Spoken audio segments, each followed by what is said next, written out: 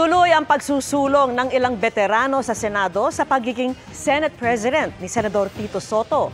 Yan po ay kahit may sapat na umunong bilang para manatiling Senate President si Senador Chis Escudero ayon sa isang senador. Nakatutok si Mav Gonzalez.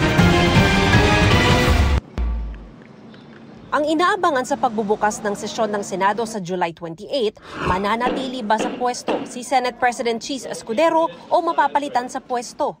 Ayon sa kaalyadong si Senate President Pro Tempore Jinggoy Estrada, may mayorya na si Escudero dahil mahigit 13 senador na ang pumirma sa resolusyon ng pagsuporta sa kanya. We have enough numbers, more than 13 I suppose.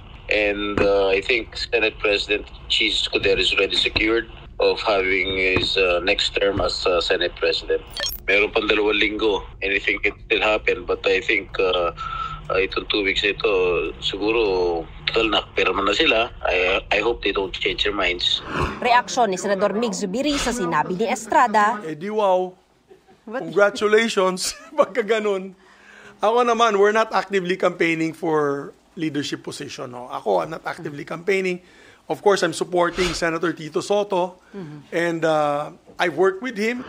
Kasama ang nagbabalik Senado na si Tito Soto sa Veterans Bloc na binubuo nila Zubiri, Loren Legarda at Ping Lacson. Patuloy daw nilang isinusulong si Soto bilang Senate President. Hindi po siya diktador na kung saan sasabihin niya, itong gagawin natin.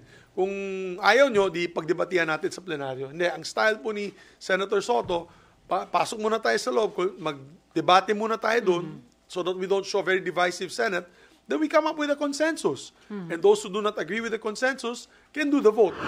Paglilinaw ni Zubiri, hindi niya sinasabing diktador si Escudero, pero aminado siyang hindi niya gusto kung paano ito mamuno. Maging mga committee chairmanship, ibinibigay umano sa mga di naman kwalipikado. Inalmahan ito ng grupo ni Escudero. Lahat ng mga committees na inalok, I think qualified.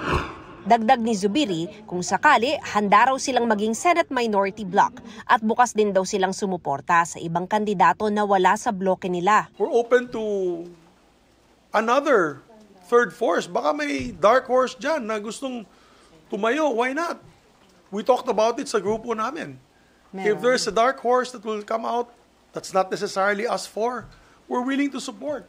Basta ang pangako lang niya ay transparency at integridad ng Senado. Nang tanungin naman kung depende ba sa impeachment trial ni Vice President Sara Duterte ang desisyon kung sino ang mauupong Senate President, my silence is deafening. Kinukuha pa namin ang panig ni Senate President Chis Escudero. Para sa GMA Integrated News, Mav Gonzalez, Nakatutok, 24 Oras.